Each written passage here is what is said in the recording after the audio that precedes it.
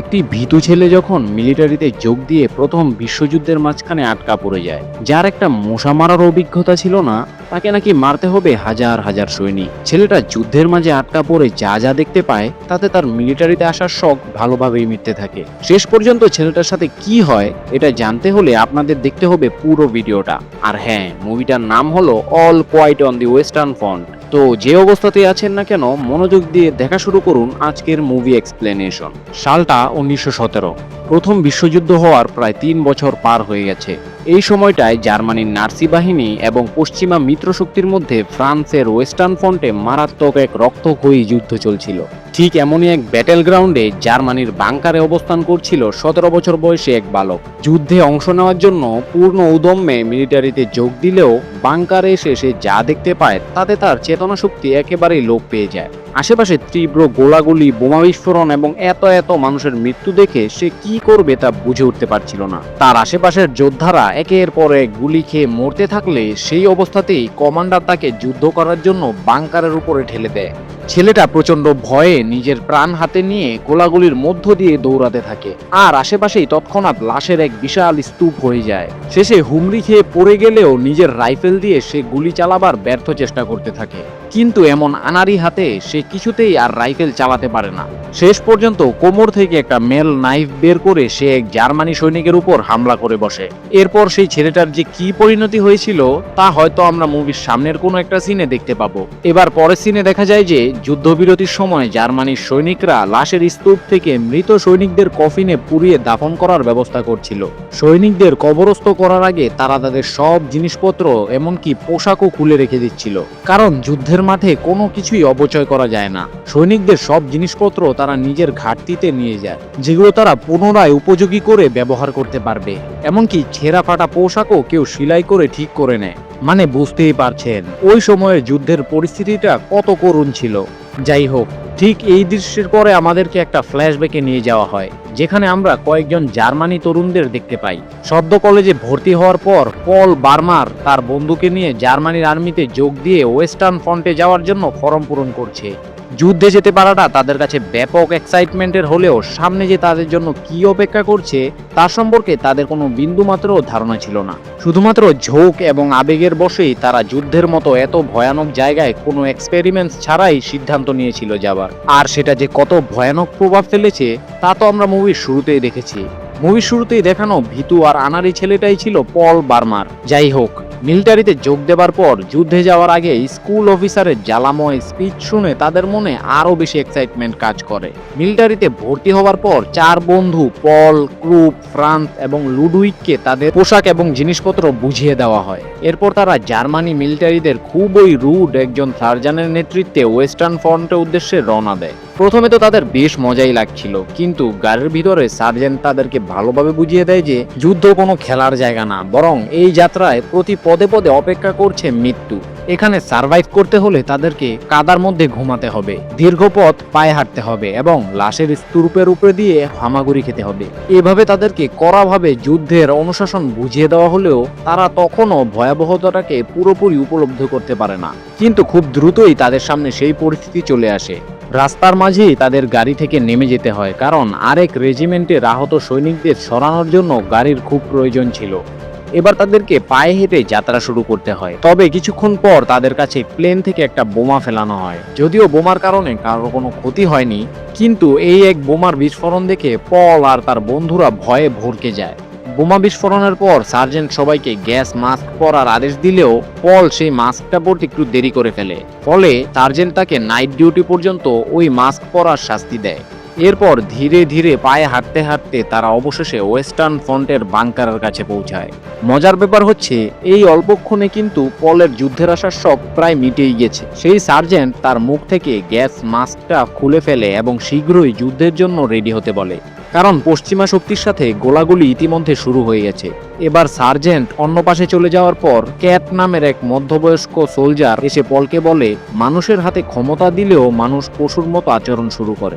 তোমাদের দলের সার্জেন্টেরও ঠিক একই অবস্থা। যাই হোক, সেদিন সারা রাত প্রচুর বৃষ্টি হয়। বৃষ্টি থামার পর রাতের বেলায় ক্রুপ আর পল মিলে নাইট ডিউটি করতে থাকে। ডিউটির সময় পল দূর থেকে কারো নড়াচড়ার আওয়াজ পায়। ঠিক সেই সময়ে একটা গুলি এসে তার মাথা বরাবর লাগলে সে বাংকারের নিচে পড়ে যায়, কিন্তু মাথায় হেলমেট থাকার কারণে সে সেই যাত্রায় বেঁচে গিয়েছিল।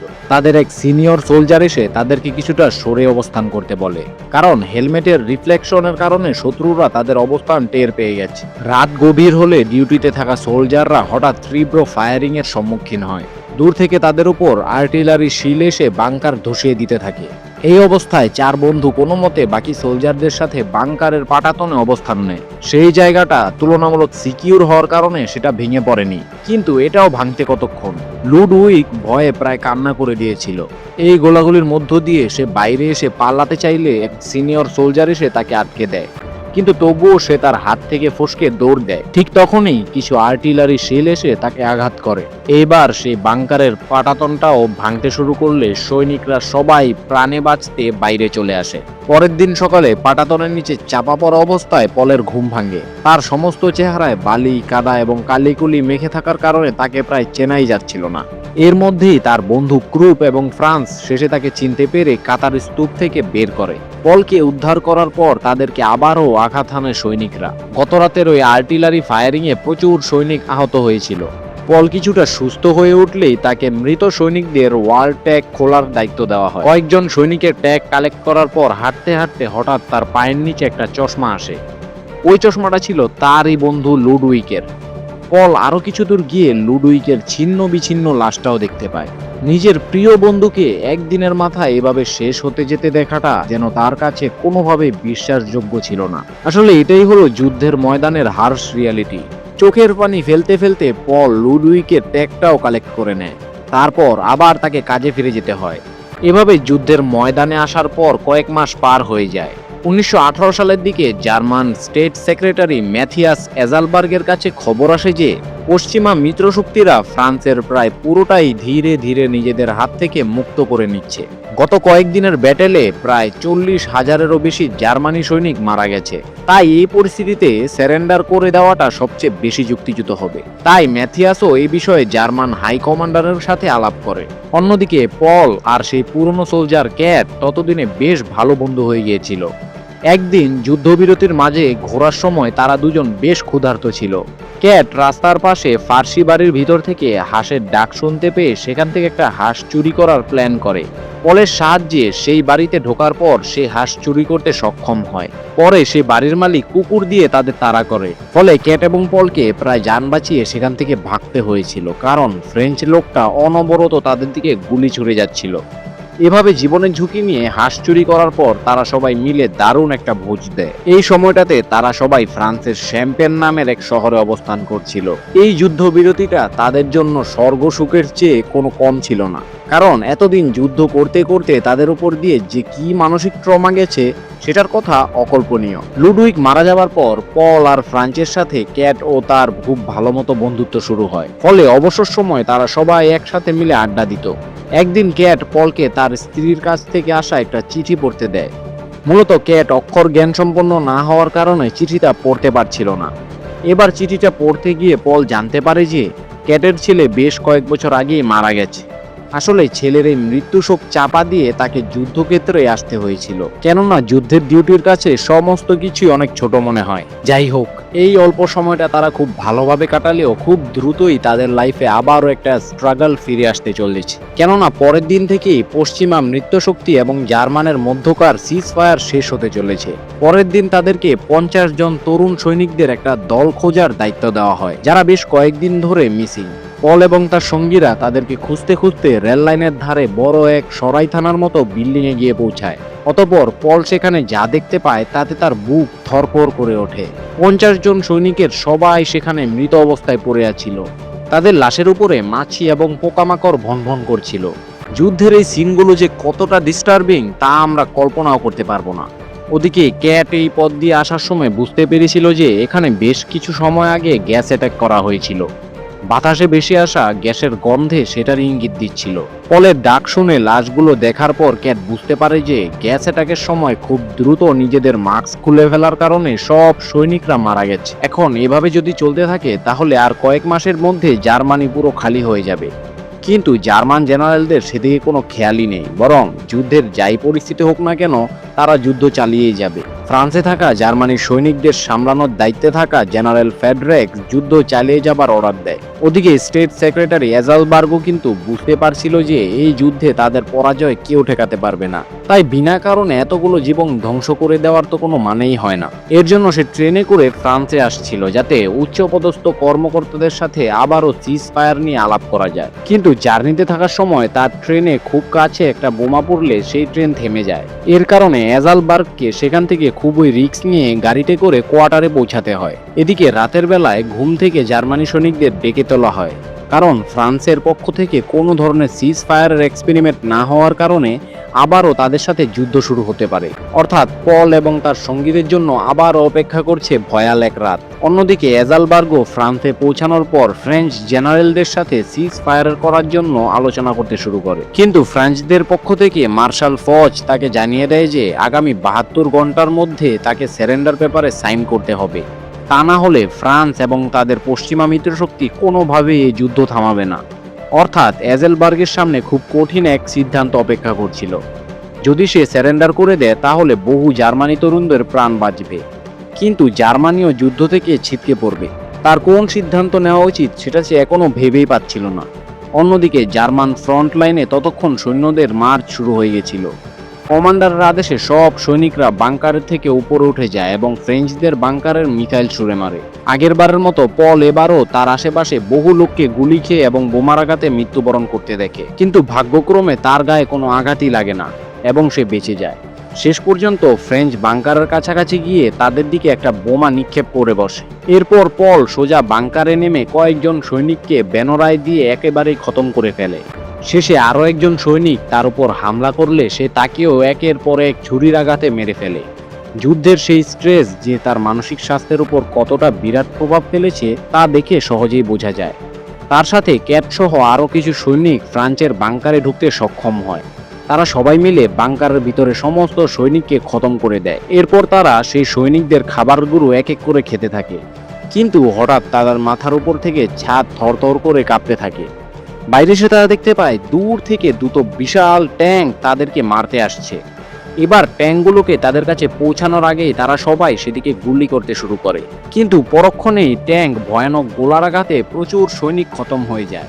এই হুড়াহুড়িতে পলের বন্ধু ফ্রান্স তার কাছ থেকে আলাদা হয়ে যায়। অন্যদিকে অভিজ্ঞ ক্যাট পলকে সাথে নিয়ে হ্যান্ড গ্রেনেড ছুড়তে শুরু করে। এরপর ট্যাঙ্কের চাকার ভিতরে একটা গ্রেনেড ফেলে তারা ট্যাঙ্ককে থামিয়ে দিতে সক্ষম হয়।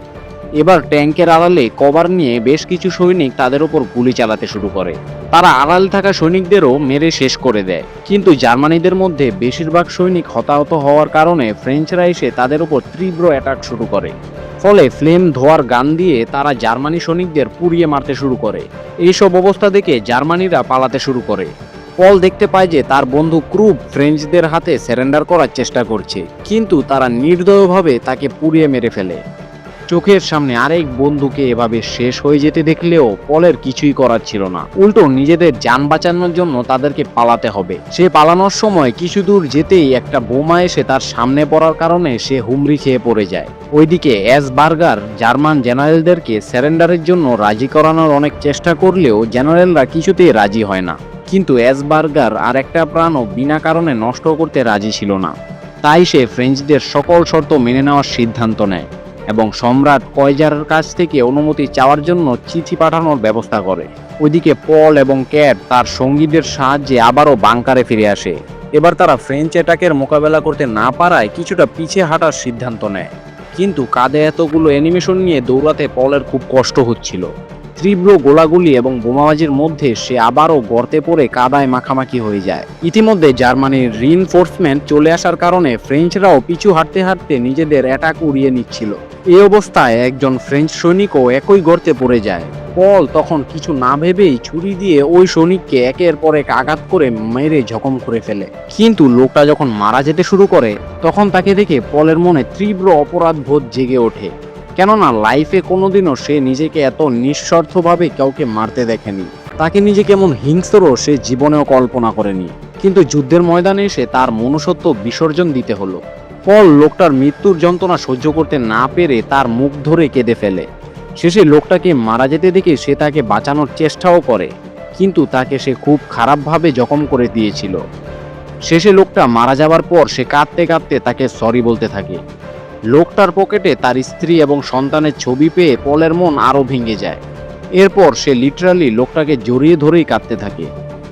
কিন্তু এত কিছুর মধ্যেও ফাইনালি সৈনিকদের জন্য একটা আশার খবর ছিল।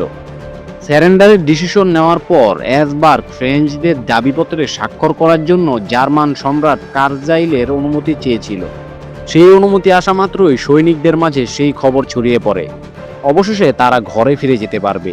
সৈনিকরা আনন্দে উৎফুল্ল হয়ে ওঠে। ইতিমধ্যে পলও ব্যাটেল গ্রাউন্ড থেকে ফিরে কোয়ার্টারের দিকে ফিরে এসেছিল। পল কোয়ার্টারে ফেরার পর ক্যাটকে দেখতে পেয়ে আনন্দে চিৎকার করে ওঠে, কারণ তাদের গ্রুপের মধ্যে শুধু তারা দুজনই বেঁচে ছিল। ওদিকে এসবার্গের সিজ ফায়ারের প্রচেষ্টা অবশেষে অনেক কঠোর পোড়ানোর পর সফল হয়। যদিও সে মার্শাল ফজকে কিছু শর্ত শিথিল করার অনুরোধ করেছিল, কিন্তু ফজ এক বিন্দুও ছাড় দিতে রাজি নয়। তাই বাধ্য হয়ে এক প্রকারের অপমান সহ্য করে জার্মানির এই চুক্তিপত্রে স্বাক্ষর করতে হয় তাকে। কিন্তু জার্মান জেনারেল নিজেও সাইন করার পরও এই ব্যাপারটা নিয়ে ভীষণ ক্ষেপেছিল। জার্মান জেনারেলের মনে হচ্ছিল যে তারা কাপুরুষের মতো ফার্সিদের হাতে সারেন্ডার করে দিচ্ছে। ফ্রান্সের সাথে এই সিজ ফায়ারের চুক্তি কার্যকর হওয়ার সময়টা কিন্তু 6 ঘন্টা পর থেকে শুরু হওয়ার কথা। আর ফ্রেডরিক্স এই সময়টাতেই তার সহকারী বিগফোর্ডকে আদেশ করে যে সে যেন সমস্ত সৈনিকদের এক্ষুনি রিপোর্ট করতে বলে। তার মানে এই ফ্রেডরিক্স নিশ্চয়ই কোনো প্ল্যানে আটকে চলেছে, যা আমরা একটু পরেই দেখতে পাবো। ওদিকে সকালবেলা ঘুম থেকে ওঠার পর ফ্রান্সের সাথে চুক্তির কথা শুনে ক্যাট আর পল ভীষণ খুশি হয়ে যায়। এই খুশিতে তারা একটা ভোজ দেওয়ার জন্য আবারও হাঁস চুরি করার প্ল্যান করে। কিন্তু এই একটা কাণ্ডই তাদের জীবন উল্টে পাল্টে দিতে যাচ্ছে। চুরি করার জন্য সেই বাড়ির গেটে যাওয়ার পর ক্যাট পলকে হাঁস চুরি করতে বলে, কারণ আগেরবার ক্যাট সেখান থেকে চুরি করেছিল। পল সেই বাড়িতে ঢোকার পর হাঁসের খোয়ার পর্যন্ত পৌঁছায় ঠিকই, কিন্তু হাঁস নিয়ে বের হওয়ার আগে বাড়ির মালিক এসে তাকে দেখে ফেলে। লোকটা তৎক্ষণাৎ দরজা বন্ধ করে দিয়ে রাইফেল আনতে যায়, কিন্তু পল কোনোভাবেই পিছনের দরজা খুলে বেরিয়ে আসে। সে বাইরে এসেই ক্যাটকে দৌড় দিতে বলে। এবার পিছন থেকে বাড়ির মালিক গুলি করতে থাকে। কোনোভাবে তারা পালিয়ে বেঁচে আসে, কিন্তু পল একেবারে খালি হাতে আসেনি। সে হাঁস না আনতে পারলেও হাঁসের ডিম নিয়ে এসেছিল, কিন্তু সেই ডিম ভেঙে যাওয়াতে ক্যাট সেটাকে কাঁচাই খেয়ে ফেলে। তবে তারা যখন পালিয়ে এসেছিল তখন বাড়ির মালিকের ছোট্ট একটা ছেলে তার দিকে অনবরত দৃষ্টিতে তাকিয়েছিল, সেটা তারা কেউ খেয়াল করেনি। ক্যাট যখন বনের মধ্যে প্রকৃতির ডাকে সাড়া দিতে যায় তখনই তার সামনে হাজির হয়ে যায় সেই বাড়ির মালিকের ছোট্ট ছেলেটি। কিছু বুঝে ওঠার আগেই সে তাকে গুলি করে পালিয়ে যায়। গুলির আওয়াজ শুনে পল দ্রুত এসে দেখতে পায় যে ক্যাটের পেটে গুলি লাগানো। পল তাকে কাঁধে ভর করে হাঁটতে শুরু করে, কারণ প্রথমে তারা দুজন ভেবেছিল যে আঘাত হয়তো এতটা গভীর না, কিন্তু রাস্তায় আসতে আসতে ক্যাট ভীষণ দুর্বল হয়ে পড়ে। বাধ্য হয়ে পল তাকে কাঁধে করে নিয়ে মিলিটারি হসপিটালে নিয়ে যায়। তবে সেখানকার ডাক্তাররা ক্যাটকে দেখা মাত্রই জানায় যে সে ইতিমধ্যে মারা গেছে। পল এই কথা কিছুতেই বিশ্বাস করতে পারে না, কারণ পেটের ভিতর অনেক ছোট একটু ক্ষয় হয়েছিল। কিন্তু ডাক্তার জানায় যে তার দিকে শুট করা বুলেটটায় বিষ মাখানো ছিল, আর সেই বিষের প্রভাবে সমস্ত অঙ্গ অকার্যনীয় হয়ে গেছে, ফলে সে মারা যায়। নিজের শেষ সঙ্গীকেও এভাবে মারা যেতে দেখে পল কিছুতেই মানতে চাচ্ছিল না। প্রচণ্ড শোকে সে এক প্রকারের পাথর হয়ে গিয়েছিল। এদিকে জেনারেল ফ্রেডরিক্স তার প্ল্যান অনুসারে সব সৈনিকদের ডেকে পাঠানোর পর সে সবার উদ্দেশ্যে একটা বক্তৃতা দেয়। ফ্রেডরিক্স বলে ওঠে যে আমরা এখন থেকে এক প্রকারের কাপুরুষের মতো আত্মসমর্পণ করে ফেলেছি, কিন্তু আমি চাই আমাদের শেষটা অন্তত একটা ছোটখাটো বিজয় দিয়ে শেষ হোক। তাই আমরা আজকে সিজ ফায়ার শুরু হওয়ার আগেই ফ্রেঞ্চদের উপর একটা মরণ কামড় বসাবো। এই কথা শুনে সৈনিকরা যেন নিজেদের কানকে বিশ্বাস করাতে পারছিল না, কারণ তারা ভেবেছিল যে জেনারেল হয়তো তাদের বাড়ি ফিরে যাবার কথা বলবে, কিন্তু সে যে সবাইকে আরো একবার মরণ ফাঁদের দিকে ঠেলে দেবে তা যেন কেউ কল্পনাই করেনি। কিছু সৈনিক তার কথায় তৎক্ষণাৎ সেখান থেকে চলে যেতে চাইলে তাদেরকে বিশ্বাসঘাতক ঘোষণা করে দিয়ে গুলি করে মেরে ফেলা হয়। কিন্তু পলের চোখে মুখে কোনো ধরনের এক্সপ্রেশন দেখা যায় না, কারণ এত কিছু ফেস করার পর সে এক ধরনের জীবন্ত লাশ হয়ে গেছে। তাই সে আবারও যুদ্ধে যাওয়াটাকে ভালো মনে করতে থাকে, কারণ তার কাছে এখন আর হারানোর কিছুই ছিল না। এদিকে জেনারেলের প্ল্যান মোতাবেক নির্দিষ্ট সময়ে ফ্রান্সের সৈনিকদের উপর অ্যাটাক করার জন্য রেডি হয়। ওদিকে ফ্রেঞ্চরাও কিন্তু যুদ্ধ শেষ হয়ে গেছে ভেবে আরামে এসেছিল। তবে তাদের কারোরই কোনো ধারণা ছিল না যে তাদের উপর কি আসতে চলেছে। যেই মুহূর্তেই তারা জার্মানির সৈনিকদের মার্চের শব্দ শুনতে পায়, ঠিক তখনই তারা অ্যালার্ট হয়ে যায়। সবাই দ্রুত রাইফেল আর মেশিন গান নিয়ে তারা গোলাগুলি শুরু করে। এই গোলাগুলির মধ্যেই আগের মতো পলের আশপাশে সব লোক মারা গেলেও ভাগ্যক্রমে সে বেঁচে যায়। ফলে এবারও সে ফ্রান্সের বাংকারের কাছে পৌঁছে যায়। এরপরে সে সেখানে একটা হ্যান্ড গ্রেনেড নিক্ষেপ করে দেয়। তারপর সে রাইফেল দিয়ে আশেপাশের ফ্রেঞ্চ সৈনিকদের খতম করতে থাকে। তার মধ্যে যেন প্রতিশোধের এক তীব্র নেশা চেপে বসেছিল। এভাবে বেশ কয়েকজন সৈনিককে শেষ করার পর সে বাংকারের উপর থেকেও গুলি করে কয়েকজনকে মেরে ফেলে। এরপর সে লাফ দিয়ে বাংকারের ভিতরে ঢুকে যায়। এরপর সে একজন ফ্রেঞ্চ সৈনিকের সাথে হাতাহাতি শুরু করে, কিন্তু পল কোনোভাবে একটা ইট তুলে তার মাথায় আঘাত করে তাকে মেরে ফেলে। এরপর হঠাৎ সে ওঠা মাত্রই আরেকজন ফ্রেঞ্চ সৈনিক তার বুকে চাকু ঢুকিয়ে দেয়। অতঃপর পল অনেক কষ্টে কয়েক কদম হাঁটার পর বাংকারের দেয়ালে হেলে পড়ে মৃত্যুবরণ করে। ফাইনালি এই মর্মান্তিক যুদ্ধের জার্নিটা এভাবেই শেষ হয়। পলের মৃত্যুর সাথে সাথেই 11টা বেজে যায়, আর এর মাঝেই জার্মানি ও ফ্রান্সের মধ্যকার চুক্তিটাও কার্যকর হয়। অর্থাৎ ওয়েস্টার্ন ফ্রন্টের যুদ্ধ এখানেই শেষ। তবে যুদ্ধ শেষে বেঁচে থাকা সৈনিকদের যখন মৃত্যু সৈনিকদের ওয়াল ট্যাগ কালেক্ট করা হয়েছিল, তখন একজন তরুণ সৈনিক পলের ডেড বডি দেখার পরও তার ওয়াল ট্যাগ খোলে না। অর্থাৎ পল এত স্ট্রাগলের মধ্যে দিয়ে এসে শেষে নির্মমভাবে প্রাণ হারালেও তার মৃত্যুটা অফিসিয়াল রেকর্ডে কখনোই আসবে না, যার অর্থ হলো পলের এই জার্নিটার প্রাপ্তি একেবারেই শূন্য। এভাবেই এমন এক ট্র্যাজেডি এন্ডের মধ্য দিয়ে এই মুভিটা এখানেই শেষ হয়। মুভিটার এন্ডিং আমাদেরকে উপলব্ধি করায় যে প্রথম বিশ্বযুদ্ধের সময় কতটা সহজে মানুষের প্রাণ হারিয়েছে। প্রায় 17 মিলিয়ন মানুষের মৃত্যু হয়েছিল কেবল কয়েকজন শাসকের স্বেচ্ছাচারিতে, আর তার ফলাফল যে কি মর্মান্তিক ছিল এটা আমাদের এই মুভিটা ফিল করিয়ে দেয়। আর এখান থেকে আমরা উপলব্ধি করতে পারি যে যুদ্ধ কখনোই কোনো জাতির জন্য সুখ নিয়ে আসতে পারে না। তো বন্ধুরা, ভিডিওটা ভালো লাগলে অবশ্যই একটা লাইক করে দেবেন, আর এমন নতুন নতুন মুভি এক্সপ্লেনেশন পেতে আমার চ্যানেলটি সাবস্ক্রাইব করে বেল আইকনটি অন করে দিন। তো দেখা হবে পরবর্তী ভিডিওতে। ভালো থাকবেন, সুস্থ থাকবেন, আল্লাহ হাফেজ।